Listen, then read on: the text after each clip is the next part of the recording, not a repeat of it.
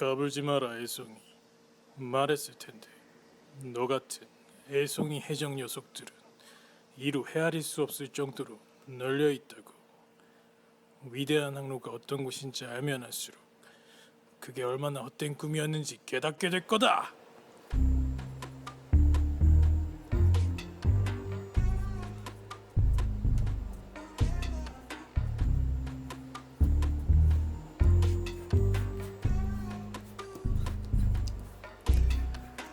여러분 안녕하세요. 소동진 작가입니다. 오늘은 만화 원피스에 나오는 크로커다일을 만들어 보겠습니다. 우선 지난번 에피소드에서 해적 버기를 만들었었는데요. 작품 자체는 잘 나왔지만 영상 조회수가 저조했었습니다. 저 나름대로 이유를 분석해보니 캐릭터의 낮은 인지도와 제가 만화에 깊숙이 파고들지 못해서 그랬던 것 같습니다. 그럼에도 다시 만화 관련 콘텐츠를 다루는 이유는 제가 만들면서 즐겁기 때문이겠죠. 만화는 영화나 드라마에 비해서 이미지의 표현이 자유로운 편이라서 보는 재미가 있죠. 앞으로도 원피스 말고도 재밌고 흥미로운 만화들을 다룰 예정입니다. 만화 관련 에피소드가 하나둘 쌓이다 보면 더 좋은 반응이 올 거라 믿습니다. 각설하고 오늘 다룰 크로커다일 편에서는 악당에 대한 분석보다는 스토리에 대해서 생각해보는 시간을 가져보도록 하겠습니다. 제가 이 만화의 에피소드를 4기 정도 보고 있는 시점인데요. 제법 많은 등장인물들이 나온 가운데서 알라바스타 편이 스토리 구상이 가장 짜임새가 좋았던 것 같습니다. 그 이유는 작가가 이 에피소드에 상당히 공을 많이 들인 흔적이 보이기 때문이겠죠. 크로커다일은 무게감이 상당하고 그의 부하들도 개성 만점의 능력자들이 많습니다. 또한 사막이라는 제한된 공간이 주는 무대는 기존의 에피소드보다 더 다양한 볼거리를 제공하고 있죠. 주인공 일행이 입던 사막 복장도 자료 수집이 많이 된 것 같아 보기 좋았습니다. 먼저 루피 일행은 알라바스타에 도착하기 이전부터 바로크 워크스의 핵심 간부들을 만나게 되죠. 화약 열매를 먹은 미스터 5와 몸에서 양초를 뿜고 굳히는 미스터 3도 있고요. 손에 닿은 사람들의 모습으로 얼굴을 바꿀 수 있는 미스터 2까지 등장합니다. 이 간부들은 저마다 이성 파트너들을 동반하는데요. 이 여성 간부들도 악마의 열매 능력자들이고 존재감이 제법 큽니다. 다만 여기서 아쉬운 점은 작가가 악마의 열매를 먹은 능력자를 너무 악당들에게 과다 남용한 것 같습니다. 이렇게 많은 캐릭터를 악마의 열매를 먹은 능력자로 만들어버리면 악마의 열매라는 것 자체가 희소성이 너무 떨어지는 단점이 있죠. 어쨌든 루피 일행은 이 부하 간부들을 하나둘 해치우며 알라바스타에 도착하고 최종 보스 크로커다일과 조우하게 됩니다. 그런데 이 단순한 스토리에 또 다른 이야기가 첨부되는데 알라바스타 왕국의 가뭄과 내란에 대한 이야기입니다. 가뭄의 원인은 크로커다일의 계획이지만 그가 이 모든 일을 꾸몄다는 사실을 왕국에 사는 시민들은 모르고 있죠. 알라바스타의 시민들에게 크로커다일은 무능한 국왕보다 높은 영웅으로 칭송됩니다. 이 점이 스토리상으로는 재밌는 부분이겠죠. 만약 크로커다일이 모두가 다 아는 극악무도한 악당이라면 스토리가 굉장히 루즈했을 것 같습니다. 원피스의 작가는 해적 집사 캡틴 크로 편에서도 이러한 구조를 선보인 바 있죠. 후에 있을 이야기에서도 몇 차례 더 이러한 구조가 나올 것도 싶습니다. 알라바스타 편이 더 매력적으로 느껴지는 또 다른 이유로는 루피의 패배일 것입니다. 루피는 그간 삼국지의 여포처럼 적을 만나면 승승장구를 이어나갔는데요. 알라바스타 편에서는 크로코다일에게 두 차례나 패배를 당하게 됩니다. 작가가 루피를 완전히 죽이면 자신의 밥벌이를 놓아버릴 수도 있는 상황이라 극적으로 살아나긴 하지만 이 만화를 단편 만화로 만들었다면 루피가 완전히 죽었어도 굉장히 재미있는 스토리를 진행할 수 있었을 것도 싶습니다. 이어서 루피가 크로코다일의 갈고리에 찔리는 장면은 시각적으로 탁월한 연출 같습니다.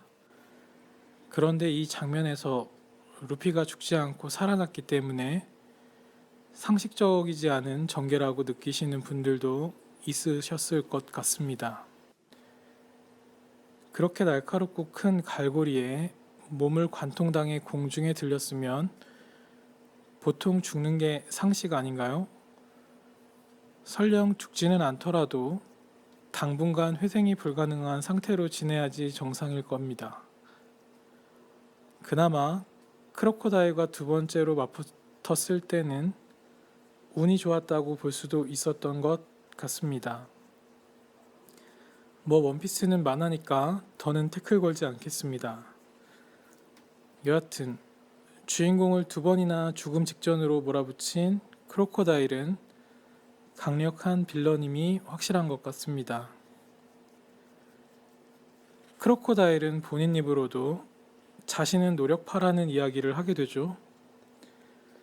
악마의 열매는 당사자가 노력함에 따라서 그 효과가 극명하게 차이가 날 수 있다는 점을 강조합니다.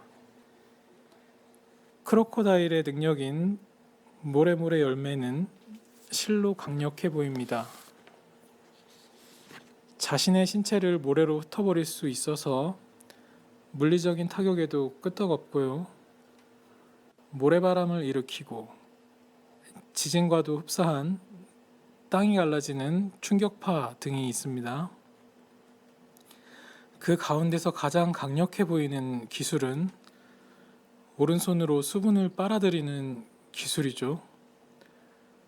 수련을 많이 해서 그런지 몰라도 크로코다일이 메마르게 할 수 있는 범위가 굉장히 큽니다. 비록 마지막 전투에서 루피에게 지긴 했지만 추후에 또 등장하는 것으로 저는 알고 있습니다. 기대가 되고요. 지금 만들고 있는 크로코다일의 이미지에 대해서 이야기해 보면 굉장히 마초적인 얼굴입니다. 이태리 마피아 두목처럼 생겼죠. 앞머리를 뒤로 완전히 넘기는 이 포마드 머리 스타일은 아무나 소화하기 쉽지 않은 스타일이죠. 저도 현실에서 이런 머리를 한 남자를 본 적이 거의 없었던 것 같습니다. 또한 얼굴 한가운데를 가로지르는 흉터는 나는 무시무시한 악당이다를 선포하고 있죠. 그런데 일반적인 흉터가 아니라 꿰맨 실선입니다. 이 상태가 흉진 것보다 더 느낌이 강해 보이긴 합니다. 피부톤도 어두운 편이라서 더욱 무게감이 실리는 얼굴입니다. 저 같은 경우 남자를 그릴 때 작업하기 쉬운 편인데요. 그 이유는 곱게 그리지 않아도 효과가 좋기 때문입니다. 주름을 많이 넣어도 강렬해 보이고요. 명암을 굵게 넣어도 포스 있어 보입니다. 대부분의 만화에서 인물이 험악한 표정을 지을 때 효과적인 방법은 명암을 아주 검고 굵게 그리는 방법이 있죠. 안면에서 그늘진 부분을 검은색으로 빗금을 치기도 합니다. 제가 이번에 쓴 종이가 세로로 빗금이 가 있는 패턴의 종이였는데요. 남성 인물들을 이번에 다루다 보니 유용하게 사용되었습니다. 크로커다일의 액세서리를 살펴보면 모피 코트가 있습니다. 이런 코트는 보통 90년대 힙합 가수들이 많이 입고 다녔던 코트 같은데요. 원피스에서는 해적 보스들을 그릴 때 작가가 선호하는 의류 같습니다. 다음으로 보라색 머플러가 있는데요. 패셔니스타로서는 괜찮은 선택인 것 같은데 조금 답답해 보이긴 합니다. 또한 옷을 전체적으로 덥게 입었죠. 사막 기후일 텐데 크로커다일은 더위를 타지 않는 것 같습니다. 다음으로 오른쪽 귀에 금 귀걸이를 차고 있는데요. 이런 귀걸이는 보통 동네 양아치들이 할 만한 귀걸이인데 그래도 굵기가 굵으니까 멋있다고 해주겠습니다. 마지막으로 굵은 시가가 있습니다. 원피스에서는 유독 담배를 피우는 인물들이 많은데요.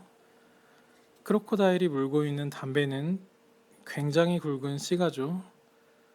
이런 굵은 시가는 하관이 넓은 사람이 피우면 멋스러운 것 같습니다. 얼굴이 작고 호리호리한 사람이 이렇게 굵은 시가를 물고 있으면 겉멋 부리는 것처럼 보일 수도 있을 것 같아요.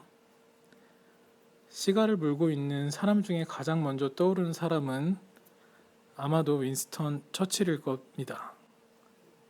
얼굴도 크고 덩치도 있어서 잘 어울리는 편이죠. 저도 시가를 한번 펴보았는데 불 붙이는 게 쉽지 않습니다. 또한 강한 흡입력이 있어야지 제대로 피울 수 있지. 흡입력이 없다면 담배를 태우다가 끝날 겁니다. 여하튼 담배가 굉장히 잘 어울리는 악당입니다. 오늘은 이렇게 크로커다일에 대해서 다뤄봤는데요. 짜임새가 좋은 스토리에 완벽한 배경, 강렬한 이미지와 능력의 주인공인 것 같습니다.